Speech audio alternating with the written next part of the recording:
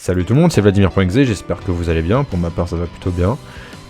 Aujourd'hui on se retrouve pour une vidéo pour parler du vote des mobs. Oui, vous vous demandez sûrement qu'est-ce qu'on fait déjà sur Minecraft directement, parce que bon d'habitude je fais que des machinima, et je crois même avoir dit que j'allais arrêter le gaming. Alors je me suis dit peut-être je vais diversifier un peu ma chaîne, alors je n'arrêterai pas les machinima, mais j'ai un peu l'intention de diversifier ma chaîne. Et je me suis dit que parler du vote des mobs, ça serait une plutôt bonne occasion pour commencer. Évidemment, je n'arrêterai pas, et même je suis en ce moment, en même temps que je fais cette vidéo, pas au moment même, mais je suis en train aussi de travailler sur un autre machinima. Je n'arrêterai pas, mais je compte aussi rajouter d'autres formats en même temps. Et du coup, j'avais envie de commencer comme ça. Du coup, là, aujourd'hui, on va parler du vote des mobs. Du coup, comme vous le savez, le dimanche qui va arriver, là, on va voir la Minecon 2021. 18h pour l'heure de la France. Dans les pays anglophones, ça devrait être dit. Mais voilà, du coup, qui est plutôt cool, hein, du coup, il va y avoir la prochaine mise à jour, la 1.19. Je pense la mise à jour de l'end, ce qui serait vraiment cool, hein, pour ma part, moi j'espère vraiment que c'est ça. Mais là, on va parler du vote des mobs. Il propose 3 mobs que je trouve plutôt intéressants, que je trouve même plus intéressants que ceux de l'année dernière. On a le Glaire, qui est une sorte de buisson volant qui aime pas l'ombre. On a la Lei, une sorte de fée vex passive qui aime la musique et qui nous rapporte des items. Et on a aussi le golem de cuivre qui aime appuyer sur des boutons en cuivre. Voilà, ce sont tous des mobs passifs, contrairement à l'année dernière ou celle de la 1.13 où il y avait... alors pour la 1.17, là, pour le vote des mobs, c'était un mob agressif et 2 mobs passifs. Et le vote de mob pour la Aquatic Update, enfin la 1.13 du coup, parce que c'était pas trop des mobs aquatiques, là, même si c'était dans l'Aquatic Update, bah, c'était des mobs agressifs, mais là, c'est que des mobs exclusivement passifs. Du coup, dans cette vidéo, je vais un peu vous expliquer potentiellement ce que pourraient faire ces mobs, leur utilité, où on peut les trouver, comment, etc., etc. Il faut prendre en compte que ce que je vais vous dire est potentiellement biaisé, ou... parce que même si je les aime tous les mobs, j'ai une préférence pour la Lei. Pour l'instant, je pense que je vais voter pour le Lei. La petite fée là, je la trouve vraiment cool. Mais même si je les aime tous, j'ai une petite préférence. Donc peut-être ça sera biaisé et que du coup voilà. Et il faut aussi prendre en compte que je peux me tromper du coup. Hein, je ne connais absolument pas tout sur ce qui va être dit sur les mobs, etc. Voilà, je veux juste un peu clarifier les choses. Du coup, bah moi je propose qu'on commence déjà avec le premier mob qui est le Glaire. Du coup, comme vous pouvez le voir là, on est dans une lush cave, donc un peu les grottes pleines d'herbes. Donc le Glaire, potentiellement, il spawnerait là, par rapport à son design, je pense qu'il spawnerait dans les lush caves. Et puis ça me semble logique, puisque le Glaire, son utilité, c'est par rapport à savoir où il y a de l'ombre, où des mobs pourraient potentiellement spawner. Du coup, ce qui est cool avec lui, c'est que justement, en fait, il va être mécontent, en fait, il va montrer qu'il est pas content qu'il va avoir de l'ombre. Ce qui peut être plutôt cool, parce qu'en fait, il y a un nouveau système de lumière dans Minecraft 1.18, là, la mise à jour qui va arriver avant la 1.19, étant donné que la Cave Update a été faite en 2 parties. Du coup, ça va beaucoup aider, je trouve, par rapport à ça, s'il est voté. Et par exemple, là, imaginons. Bon, du coup, imaginez que cette horreur que je viens de construire est un Glaire. Oui, alors ne prenez pas en compte, hein, c'est parce que j'ai pas vraiment de design. Voilà, imaginons que ça c'est un Glaire. Du coup, là, j'ai mis des torches, là, il va vouloir aller dans cet endroit parce que c'est de la lumière. Mais comme vous voyez, il voudra par exemple pas aller dans ces endroits parce que, justement, en fait, il fait tellement d'ombre que il y a des mobs qui spawnent. Dans ce cas-là, du coup, il me préviendra, du coup, il me montrera, ça me permettra de comprendre que là, du coup, il y aura des mobs qui vont spawner. Du coup, ça me permettra d'un peu rajouter de la lumière. Et c'est très pratique, surtout par rapport à la mise à jour, parce que, en fait, dans la 1.18, maintenant, c'est complètement différent. C'est que avant, à partir du niveau de lumière 7, si je ne me trompe pas, les mobs pouvaient spawner. C'était en dessous, 7 ou en dessous. Maintenant, il faut que ça soit complètement sombre. Du coup, la nuit, quand il n'y a pas aucune source de lumière, ou dans les grottes, voilà, c'est là où les mobs ils vont spawner.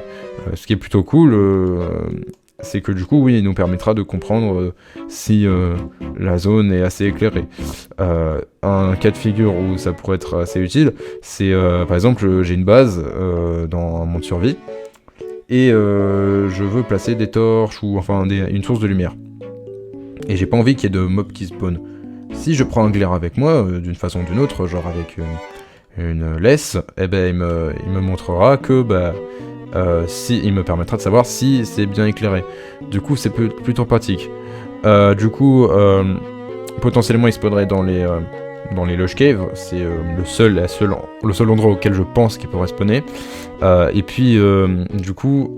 C'est à peu près tout pour ce mob. Du coup, je propose qu'on passe au prochain mob qui est la Lei. Du coup, là, on est dans une grotte. Et en fait, la Lei, du coup, c'est simple. C'est une sorte de fée qui aime beaucoup la musique.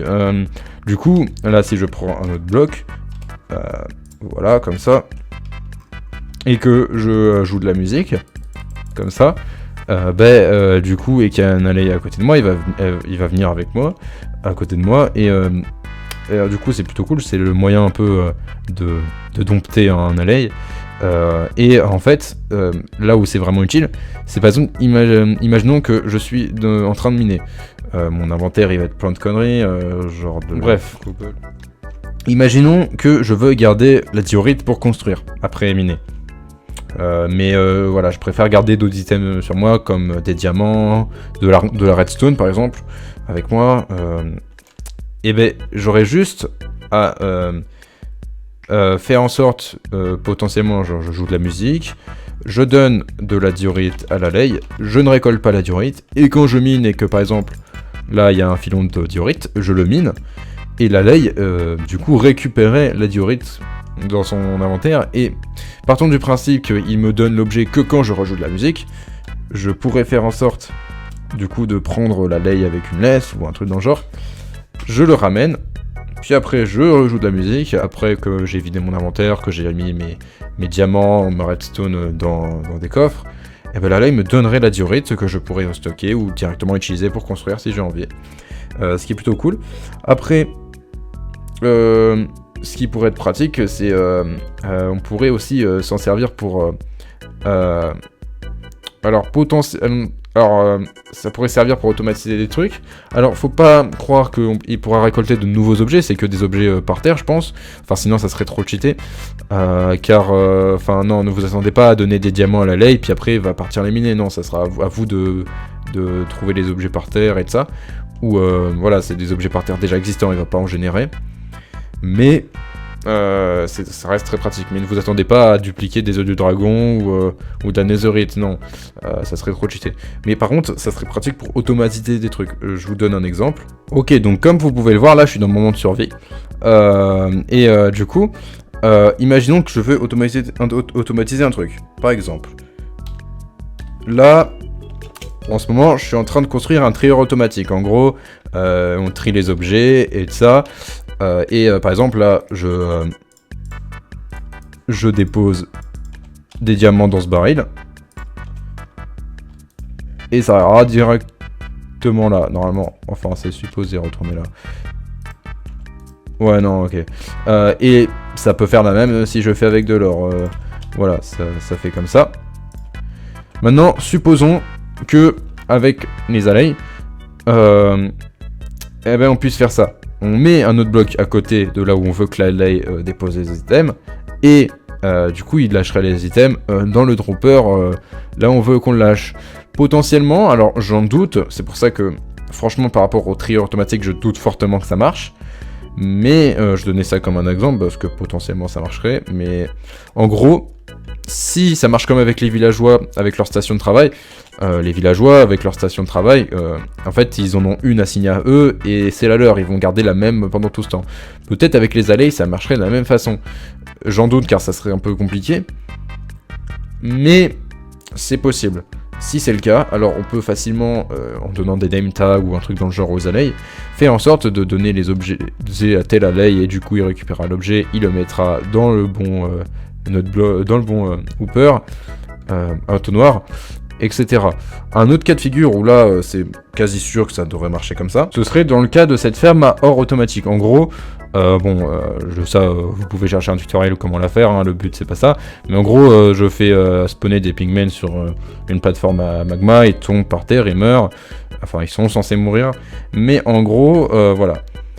Le problème avec ça, c'est qu'il y a beaucoup de rotten flesh.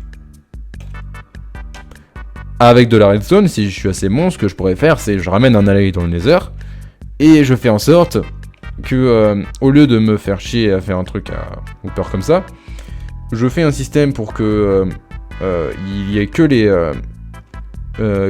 nuggets d'or qui se fassent donner aux alley, et ils les mettent dans un autre système de collection. Comme ça, je n'ai que les nuggets d'or, et je n'ai pas toute cette rotten flèche, parce que, enfin, je sais qu'on peut la vendre, la rotten flèche, aux villageois, mais je sais pas je ne sais pas ce que je vais faire de toute cette rotten flèche. Franchement, c'est inutile. Donc voilà, ça peut servir comme un trigger automatique. Alors pas autant sophistiqué, mais ça peut faciliter, par exemple, pour économiser le nombre de redstone, de fer dont vous avez besoin, parce que ça coûte extrêmement cher tout ça. J'ai construit ça, j'avais battu l'Ender Dragon depuis un moment. Alors c'est tout pour du coup la lay, et je propose qu'on passe au golem de cuivre. Donc en gros, le golem de cuivre, c'est un golem en cuivre. Du coup, lui, c'est simple, vous le construisez vous-même. Alors ils vous donneront sûrement la recette, mais en gros, vous aurez besoin de cuivre, peut-être d'une citrouille, ça je ne sais pas. Enfin, en général, pour les golems, on a toujours eu besoin de citrouille. Le golem de fer, le golem de neige, etc. Toujours eu besoin de citrouille. Pour les faire après, peut-être ce sera différent, peut-être il faudra un paratonnerre, etc. Et ce golem de cuivre, ce qui est plutôt cool chez lui, c'est qu'il va appuyer sur des boutons en cuivre. Du coup, oui, parce qu'ils vont rajouter des boutons en cuivre s'ils mettent le golem de cuivre, et ça se trouve, ils vont même les rajouter sans golem de cuivre, mais j'en doute fortement. Du coup, ce qui est assez intéressant, c'est que vous pourrez automatiser des processus, par exemple. Et imaginons que ce sont des boutons en cuivre, moi je ne peux pas appuyer dessus. Le golem en cuivre pourra. Ça marcherait dans le cas où, imaginons, je fasse une tourelle automatique avec des dispensers, et ces dispensers tirent des flèches.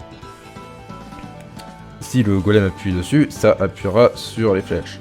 Donc bon, ça marcherait que dans le cas de figure, où là bon, c'est qu'une théorie, mais potentiellement, étant donné que c'est un golem, peut-être qu'il appuierait beaucoup plus sur les boutons s'il voit des mobs agressifs, comme les zombies, etc. Car ils ont tous les golems, si je parle en particulier du golem de neige et de fer, ils ont toujours eu une façon d'attaquer les mobs, enfin d'être contre les mobs agressifs.